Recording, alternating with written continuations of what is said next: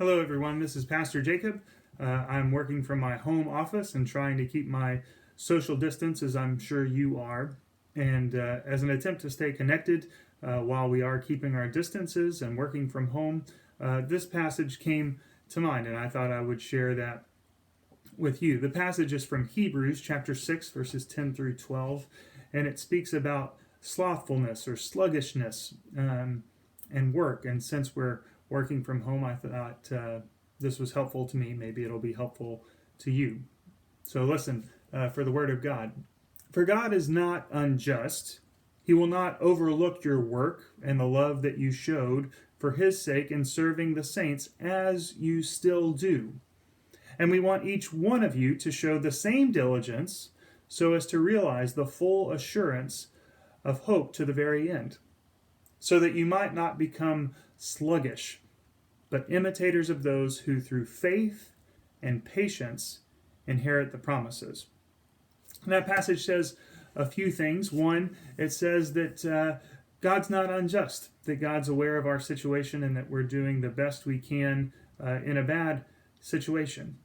It encourages us to stay diligent, to keep working with the saints. And so even if we can't hug them, give them handshakes, pass the peace, or serve them in the ways that you do in your vocations, to look for ways that we can be connected, to continue work is a good and even holy sort of thing.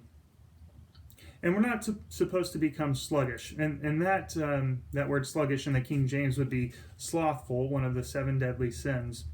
And I find a great book. It's called Acedia and Me by Kathleen Norris. If you have some extra reading time, I encourage you to pick this up.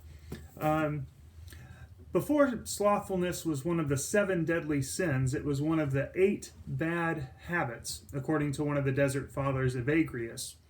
And the way it would work, monks would be doing their work up until about siesta time. And they said that somewhere between noon and 2, acedia, or the noonday demon, would creep upon them, so they felt like they could do nothing right after their lunch. Maybe you felt that too, that being at home, that noonday demon, that slothful spirit that makes you want to tend to the kids or watch TV or sit on the couch, that creeps up a little more often. I think God understands that in our circumstances. God is not unjust. And nonetheless, we're encouraged to be as diligent as we can. So I'm trying to put all of that together as I'm working from home, and maybe you can see that I didn't quite shave my neck beard and I'm wearing flannel instead of a jacket. So I don't know what that means about my faithfulness, but in any case, I'm happy to be connected to you in this way, and I hope these words might be helpful to you. Thanks for listening, and hopefully I'll talk to you again tomorrow. Bye.